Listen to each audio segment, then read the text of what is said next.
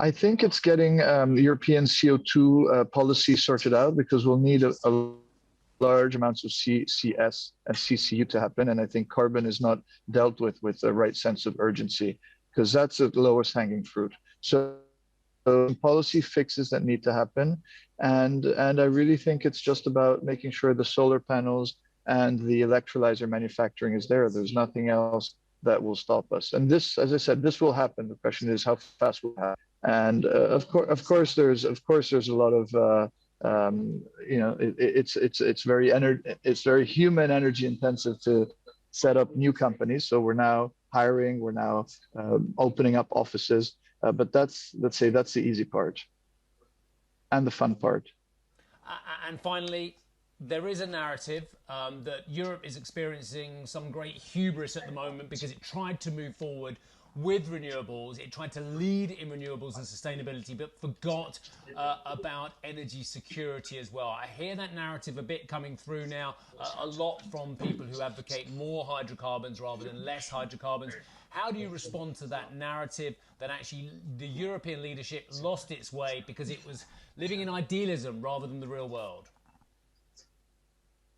Yeah, I don't think there's any singular person that we can blame. And having been part of the energy industry and part of its leadership for the last decade, I think, if I look back, and I have looked back, there's nothing that I regret and that I think should regret. And if you have a cheap and what used to be perceived as an incredibly reliable source of energy coming from the east in terms of gas, that's just a natural thing to do. And you're looking to preserve your cost competitiveness versus other countries that are naturally have access to cheaper energy. So I don't think it's a question of blaming anyone or talking about lost leadership. I think the challenge here is to really step up and avoid what my biggest concern is, that this goes from being a crisis of energy prices to being a crisis of energy scarcity. And energy scarcity brings nationalism. Nationalism brings closed borders.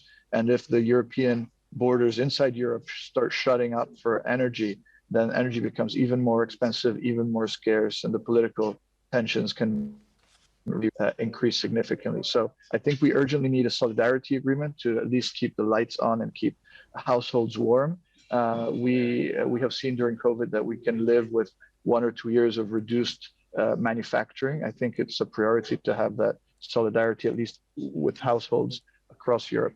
And I think there's a lot of very high quality discussions happening in Europe right now. So I think the right people are thinking about the issues in the right way. Hi, I'm Joanna Bersecci, and thank you for watching. You can check out more of our videos by clicking on the boxes on the screen. And don't forget to subscribe to our channel for more from CNBC International. Thank you for watching.